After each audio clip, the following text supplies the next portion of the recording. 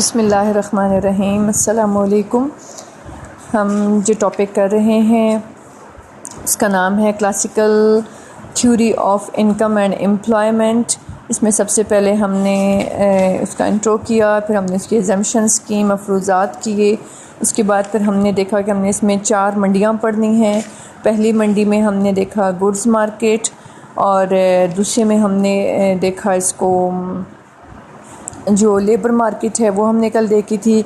آج ہم کریں گے قرضے کی منڈی، کیپٹل مارکیٹ بھی کہتے ہیں اس کو، real theory of interest rate میں نے آپ کو لکھوایا ہے وہ نمبر 3 کے اوپر، وہی ہے، اس کے ساتھ آپ سیش لگا کے اور آگے لکھ دیجیے گا قرضے کی منڈی۔ تو real theory of interest rate جو ہے یہ آج ہم کریں گے۔ اور جو آپ کی ادھر میں نے آپ کو 4 نمبر پہ چیز لکھوائی تھی پرائس اینڈ ویج تھیوری، قیمتوں اور اجرت کا نظریہ، اس میں آپ نے آگے گڈز مارکیٹ اور لیبر مارکیٹ کو آپ سیش لگا کے انٹر کر دیں تاکہ آپ کی کنفیوژن ٹھیک ہو جائے۔ نمبر 3 پہ ہم نے لکھا ہوا ہے شرح سود کا حقیقی نظریہ، اور اس کا سیش لگا کے آپ لکھیں گے قرضے کی منڈی یا سرمائے کی منڈی۔ کلاسیکل نظریہ روزگار کا جو 3rd پلر ہے وہ ہے شرح سود کا نظریہ۔ اور کلاسیکل معیشت دان جو ہیں، جس طرح کل ہم نے بات کی تھی کہ جو محنت کی طلب اور رصد ہے وہ حقیقی اجرت سے ریلیٹ کرتی ہے۔ حقیقی اجرت اور W/P کو پہلے ہم نے فائنڈ آؤٹ کیا تھا، MPL، اور W کے جو کرو ہے اس سے ہم نے ملا کے W/P فائنڈ آؤٹ کیا تھا۔ Value of MP is equal to price, value of MP is equal to wage, اور اس طرح ہم نے MPL is equal to W/P ہم نے دیکھا۔ تو سیم اسی طرح قرضے کی منڈی میں بھی جو بات کرتا ہے، قرضے کی منڈی میں ہم کیا چیز 2 انسٹرومنٹ مین جو ہم یوز کرتے ہیں وہ ہے سیونگ اینڈ انویسٹمنٹ۔ اسمپشن میں ہم دیکھ چکے ہیں saving is a function of rate of interest and investment is also a function of rate of interest. Saving اور انٹرسٹ کا جو ریلیشن شپ ہے this is positive, it's mean S is a function of rate of interest where delta S over delta rate of interest is greater than 0, mean change in delta rate of interest change the direct put the direct change in delta S، direct change آئے گا جس direction میں delta rate of interest change ہوگا اسی direction میں delta saving change ہوگا۔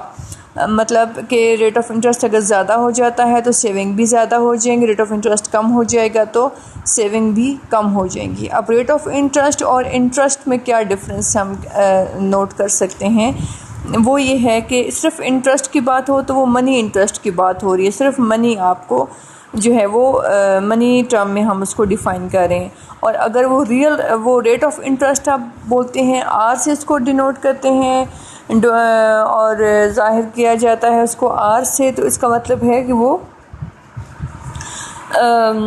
Real جو ہے وہ جس ہم نے ریئل انکم اور منی انکم کی بات کی تھی لاسٹ چیپٹر میں نے آپ کو وہ پکچر بھی امیج سینڈ کیا تھا کہ ریئل میں ہم گڈز اینڈ سروسز کی بات کرتے ہیں، ریئل پروڈکشن کی بات کرتے ہیں، جبکہ منی ٹرم میں ہم صرف سرکولیشن آف منی یا سپلائی آف منی کی بات کرتے ہیں۔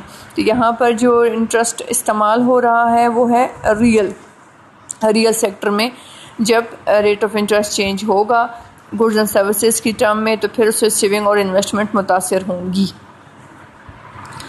اب اس کی بہت سمپل سی ایکسپلینیشن ہے انٹرسٹ کا، میں نے آپ کو بتا دیا relationship with respect to investment and saving.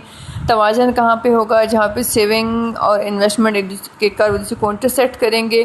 توازن نقطہ E کے اوپر ہوگا، پوائنٹ E جو ہے وہ شو کرتا ہے، اور اس کے سامنے جو وہ ایکسس کے اوپر ہم نے انٹرسٹ لیا ہوا ہے وہ جو R2 ہے یا سینٹر والا جو R ہے R*، یہ آپ کا ریئل ریٹ آف انٹرسٹ ہے جس کے اوپر آپ کی سیونگ اور انویسٹمنٹ آپس میں برابر ہیں۔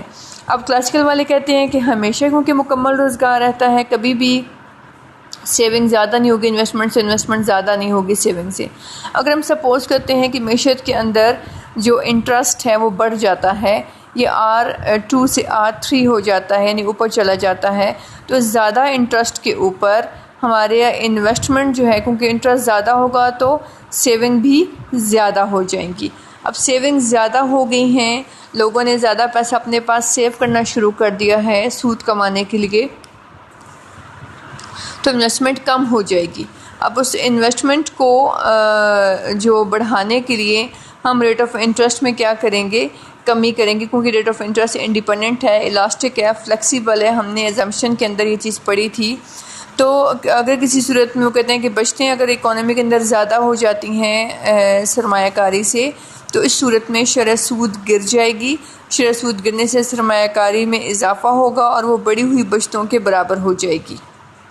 ایسا دوبارہ سے آٹومیٹیکلی جو قرضے کی منڈی ہے اس میں توازن آ جائے گا. دوسری طرف اگر کسی صورت میں سیونگ جو سرمایہ کاری ہے وہ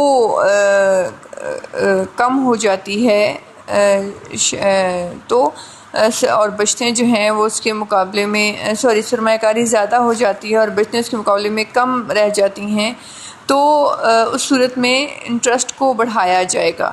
انٹرسٹ میں جب اضافہ ہوگا تو سیونگز بڑھ جائیں گی اور جو بڑی ہوئی سرمایہ کاری تھی اس کے برابر وہ بڑی ہوئی بچتیں آ جائیں گی اور معیشت توازن میں آ جائے گی. یعنی ہم انٹرسٹ کو اوپر نیچے کر کے سیونگ اور انویسٹمنٹ کو آٹومیٹیکلی ایڈجسٹ کر کے نقطہ ای کے اوپر لے آئیں گے. ایرو سے بھی ظاہر ہے جب انٹرسٹ زیادہ ہوا ہے تو سیونگ کا ایرو اوپر کی طرف جا رہا ہے, سیونگ میں اضافہ ہوگا, اور جب انٹرسٹ کم ہوگا تو سیونگ میں کمی آئے گی. اسی طرح جب انٹرسٹ میں اضافہ ہوگا تو انویسٹمنٹ کم ہو جائے گی اور انٹرسٹ میں کمی سے انویسٹمنٹ میں اضافہ ہوگا.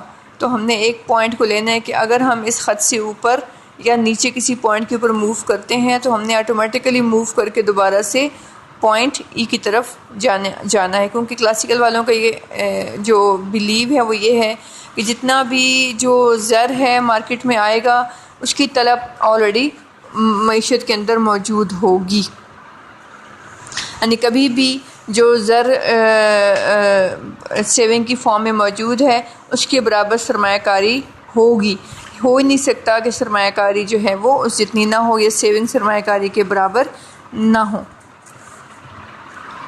وہ کہتا ہے کہ اس میں نے پہلے بھی آپ کو بتایا کہ حقیقی شرح سود کی بات کریں, جو ریٹ آف انٹرسٹ ہے یہ ریئل ریٹ آف انٹرسٹ ہے, اور وہ کہتا ہے کہ حقیقی شرح سود کی جو یہ فلیکسیبلٹی ہے, لچک پذیری ہے, اس کے باعث بچتیں اور سرمایہ کاری ہمیشہ مکمل روزگار کی سطح پر آپس میں برابر رہتی ہیں. پھر نیچے آپ نے اس کا ڈائیگرام ڈرا کر دینا ہے اور اس میں آپ نے خاص طور پہ بتانا ہے کہ جب rate of interest centre E point سے اوپر چلا جاتا ہے, R3 پہ چلا جاتا ہے, تو اس صورت میں سیونگ زیادہ ہو جاتی ہیں انویسٹمنٹ سے, کیونکہ ریٹ آف ریٹرن اگر زیادہ ہوگا تو سیونگ بھی زیادہ ہو جائیں گی, تو انویسٹمنٹ کم رہ جائے گی.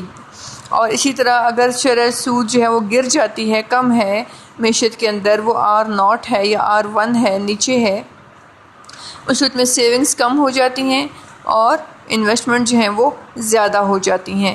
تو investment is greater than saving ہے, سیونگ از لیس دین انویسٹمنٹ جو ہے وہ ہم یہاں پہ مینشن کریں گے. کنکلوژن کیا ہے ہمارا اس مارکیٹ کا, کہ نظریہ روزگار کے تحت سرمایہ کی منڈی میں یا قرضے کی منڈی میں حقیقی شرح سود کے تعین کا نقطہ ہی مکمل روزگار کا نقطہ ہوتا ہے. اسی نقطے پر بچتیں اور سرمایہ کاری آپس میں برابر رہتے ہیں. اس صورتحال کو کلاسیکل ماہرین معاشیات کلاسیکل نظریہ روزگار میں سرمایہ کی منڈی کا توازن یا قرضے کی منڈی کا توازن کہتے ہیں. یہ ہوگی ہماری تیسری منڈی.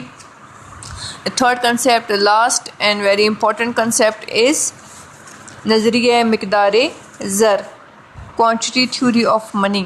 کوانٹٹی تھیوری آف منی سب سے پہلے پیش کی ارونگ فشر نے, اس کی ایکویشن پیش کی اور اس کی جو ڈیفینیشن تھی وہ ٹازک نے پیش کی تھی, جس کے مطابق جو زر کی مقدار کو اگر دگنا کر دیا جائے, باقی حالات بدستور رہتے ہوئے زر کی مقدار کو اگر دگنا کر دیا جائے تو قیمتیں بھی دگنی ہو جاتی ہیں اور زر کی قدر نصف رہ جاتی ہے. یعنی اس کی قوت خرید تو کم ہو جائے گی لیکن زر کی مقدار بڑھنے سے قیمتیں بھی بڑھ جائیں گی اور زر کی مقدار کم ہونے سے قیمتیں بھی کم ہو جائیں گی.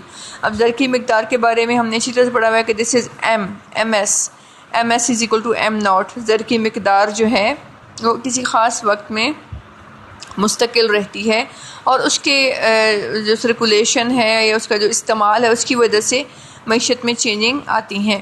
تو جو ایم ہے وہ زر کی مقدار ہے، اور اس ڈیفینیشن کو ارونگ فشر نے مساوات مبادلہ دا ایکویشن آف ایکسچینج، جس کی دونوں سائڈز الٹائی جا سکیں، یعنی جس ہم کہتے ہیں Y equal to C plus I plus G, تو ہم C plus I plus G is equal to Y نہیں کر سکتے، لیکن مساوات مبادلہ میں اس کی جو ایکویشن کی 2 لائن نہیں ہوتی بلکہ 3 لائنز لگی ہوتی ہیں. M V is equal to P T, P Y آپ اس کو کر لیں، M V is equal to P Y. اب پی کیا ہے؟ پرائس، جنرل پرائس لیول، جو آپ کے گڈز اینڈ سروسز کی پرائس لیول ہے. رائج شرح جو قیمت ہے وہ ہے، قیمتوں کی شرح ہے. اور جو وائی ہے وہ ہے کل اشیاء و خدمات کی مقدار جو ایک ملک میں پیدا ہوئی ہیں اور استعمال ہو رہی ہیں ایک سال کے دوران، اگر ہم اس کی بات کریں. اس کے بعد ہے یہ پی وائی ہو گیا is equal to M V. M کیا ہے؟ زر کی مقدار، جو اسٹیٹ بینک اور مرکزی بینک کی طرف سے جو پرنٹ کیے گئے نوٹ ہیں، اس کے علاوہ جو کریڈٹ منی ہے، چیک، ہنڈیاں، ڈرافٹ اور یہ ساری چیزیں، اور زر مبادلہ ہیں، جتنے بھی سونے چاندی کے سکے، جو کچھ بھی آپ کے پاس، وہ سب کیا ہے؟ وہ ایم ہے. اور اس کے ساتھ وی لکھا ہوا ہے، V velocity of circulation of money, کہ ایک زر کی اکائی جو ایم کی فارم میں آپ کے پاس آئی ہے وہ ایک سال کے دوران کتنے ہاتھوں میں اس کی تبدیلی ہوئی ہے، کہ وہ کتنے، اس کا جو ٹرانزیکشن ہے اس کی 100 روپے کی یا 1000 روپے کی، سپوز وہ کتنے ہاتھوں میں کتنے لوگوں کی آمدنی بنا ہے. اسے کہتے ہیں وی، کہ اگر میرے پاس 100 روپیہ ہے اور وہ 100 روپیہ میں نے کسی کام کے عوض کمایا ہے، اور وہ پہلے کسی کے پاس تھا، پھر وہ میرے پاس آیا، پھر میں نے کسی سے کوئی خدمت حاصل کی ہے، کوئی چیز خریدی ہے، تو میں نے وہ 100 روپیہ اس بندے کی آمدنی بنا دیا، اس بندے کو اس کو ادا کر دیا. اس شخص نے، جو سی پرسن ہے، اس نے کسی اور سے وہ چیز کوئی اس سے کام لیا یا کوئی چیز خریدی لین دین میں، اس نے وہ 100 روپیہ مزید استعمال کیا. تو ایک سال کے دوران اگر جون جولائی کی بات کی جائے، یا جنوری ٹو دسمبر کی آپ بات کر لیں، تو جتنے ہاتھوں میں وہ تبدیل ہوا ہے، جتنے ہاتھوں کو اس نے تبدیل کیا ہے، یہ اس کی ویلوسٹی آف سرکولیشن ہے. اگر 100 روپیہ 5 لوگوں کے ہاتھوں میں جو ہے وہ ایکسچینج ہوا ہے، تو اس نے تبادلہ کیا ہے 5 لوگوں کے ہاتھوں کا، تو اس کی سرکولیشن آف منی 5 ہونے کی وجہ سے جس کی ٹوٹل کوانٹٹی آف منی ہے وہ ایم وی، یعنی 1000 multiply by 5 is equal to 5000 calculate ہوگا. وہ 1000 روپیہ 1000 کیلکولیٹ نہیں ہوگا، بلکہ وہ ویلوسٹی کی پاور کی وجہ سے وہ 5000 کیلکولیٹ ہوگا اکانومی کی کیلکولیشن کے دوران. تو اسی لیے کہا جاتا ہے جتنی زیادہ گردش زر ہوگی، زکوٰۃ کا، صدقات کا اور خیرات کا اور لین دین کا نظام، اسی لیے زیادہ اس پہ اسلام زور دیتا ہے کہ جتنا زیادہ ہمارا زر گردش میں رہے گا، اتنا ہی زیادہ وہ ملک ترقی کرے گا اور وہ لوگوں کی آمدنیاں بنے گا، وہ زر اور وہ استعمال میں آئے گا، تو اس سے سرمایہ کاری اور بچتیں اور اجرتیں اور سود اور یہ سب چیزیں ادا ہوں گی. لیکن اگر ہم پیسے کو جمع کر کے اپنے پاس رکھ لیں کہ ہم امیر ہو جائیں گے، ہمارے پاس وہ پیسہ جکڑا رہے، بندہ رہے، اکٹھا رہے، ہولڈنگ ہم کر لیں، تو صورت میں پھر سرکولیشن آف منی زیرو یا بہت کم ہو جائے گی، جس سے جو ملک کے اندر خوشحالی یا ترقی ہے وہ نہیں آ سکے گی. اینی ہاؤ، نظریہ مدار زر کی ہم لوگ بات کر رہے ہیں، ڈیفینیشن ہم نے دیکھ لی ہے، کویشچن کی اس کی ساری ہم نے چیزیں دیکھ لی ہیں. اسی طرح وہ کہتا ہے کہ جو ہمارا یہ M V is equal to P Y ہے، جو ایم وی ہے یہ ہماری ٹوٹل رسد کو بھی ظاہر کرتا ہے، ایگریگیٹ سپلائی کو بھی ظاہر کرتا ہے. ایم وی جو ہے یعنی وائی، اس کو اگر ہم کر دیں اوور آل جو ہماری پیداوار ہمارے پاس رسد ہے، اور پی وائی جو ہے وہ ہماری ڈیمانڈ ہے، ایگریگیٹ ڈیمانڈ. تو aggregate supply is equal to aggregate demand, Y is equal to C plus I plus G کو ریپرزینٹ کرتی ہے ایکویشن، کہ آپ کے پاس جتنا ایک سائڈ پہ ہے اتنا ہی دوسری سائڈ پہ آپ کے پاس موجود ہے. اتنا آپ کے پاس اشیاء و خدمات پیدا کرنے کی صلاحیت یا ایم وی موجود ہے، اتنا ہی آپ اس کو استعمال میں لا رہے ہیں، اور اس کے بدلے وہ قیمتیں ادا کر کے ان دونوں چیزوں کو آپ نے بیلنس کیا ہوا ہے. اور اس مساوات مبادلہ سے بھی یہ ظاہر ہوتا ہے کہ مجموعی رسد ایم وی اور قومی آمدنی یعنی پی وائی جو ہے وہ آپس میں برابر رہتی ہیں. ملک میں اشیاء و خدمات کی جتنی رسد ہوتی ہے اتنی ہی ان کی طلب ہوتی ہے، اور اسی صورت میں معیشت میں مکمل روزگار کے حالات رہیں گے. اس میں جو سب سے امپورٹنٹ چیز ہے، ہم نے بھی اس سے پہلے ہم نے 3 منڈیاں دیکھی ہیں. اشیاء کی منڈی totally depend on labour market. Goods market totally depend on labour market. Labour market کی جو بیس ہے وہ ہے اجرتیں، اور وہ کون سی اجرتیں ہیں؟ وہ حقیقی اجرتیں ہیں جو W/P سے ہم نے ان کو سالو آؤٹ کیا اور اس کو استعمال کیا ڈائیگرام میں بھی اور ڈیٹیل میں بھی. تو وہ ہے حقیقی اجرت. اس کے بعد ہم نے ابھی جو منڈی پڑھی ہے قرضے کی منڈی، اس میں بھی ہم نے بات کی تھی ریئل ریٹ آف انٹرسٹ کی، کہ اس میں بھی جو کلاسیکل والے ہیں وہ ریئل ریٹ آف انٹرسٹ حقیقی شرح سود کی بات کرتے ہیں، اور محنت کی منڈی میں حقیقی اجرت کی بات کرتے ہیں. تو یہاں پہ دونوں ٹرم حقیقی یوز ہوئی ہیں. اور جو اشیاء و خدمات کی مقدار جو ہے وہ تو ہے ہی ریئلٹی، وہ بھی ریئل ہو گئی ہے. لیکن یہ جو نظریہ مقدار زر ہے یہ ٹوٹلی جو بیس کرتا ہے وہ کرتا ہے منی ٹرم کے اوپر، کہ جو اس میں زر کی مقدار کی بات کر رہا ہے، یہ زر کا لین دین نظریہ مقدار زر کی بات ہو رہی ہے. تو اس میں ہم صرف کرنسی جو پرنٹڈ نوٹ ہیں وہ ہمارے مائنڈ میں آنے چاہیے. اس کے بدلے اشیاء و خدمات پیدا ہو رہی ہیں، زیادہ ہو رہی ہیں، کم ہو رہی ہیں، یا معیشت کے اندر کوئی تبدیلی آ رہی ہے اس زائد ایم کی وجہ سے، اس کوانٹٹی آف منی کی وجہ سے، یہ ہمارا کنسرن نہیں ہے. تو وہ کہتا ہے کہ نظریہ مقدار زر کے جو انسٹرومنٹ ہیں وی اور وائی، ان کو کلاسیکل ماہرین لانگ ٹرم میں کانسٹنٹ کنسیڈر کرتے ہیں. ویسے بھی کہتے ہیں جی اتنے شارٹ رن یا لانگ رن میں یہ تبدیل نہیں ہوں گے. وی اور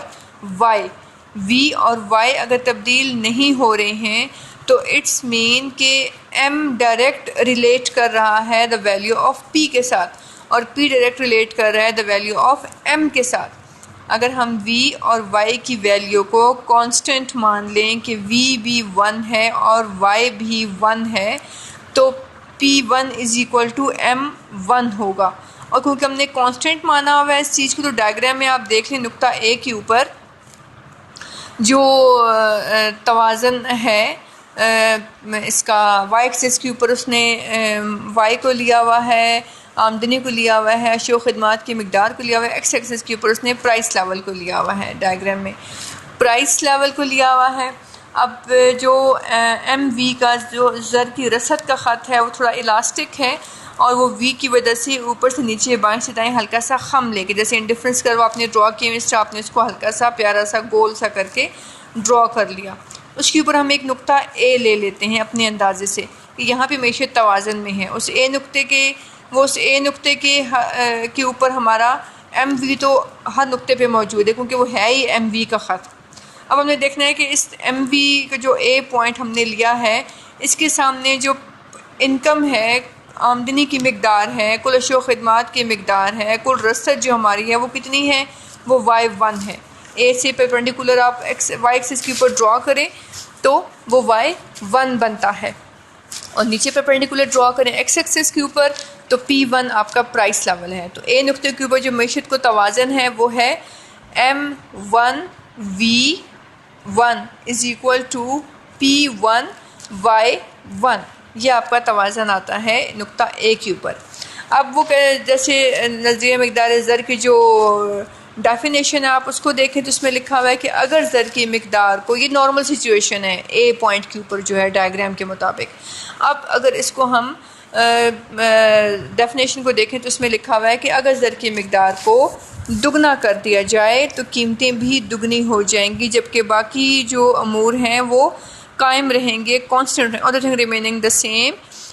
If we double the quantity of money, double will be the prices, and half the quantity of money, half will be the prices.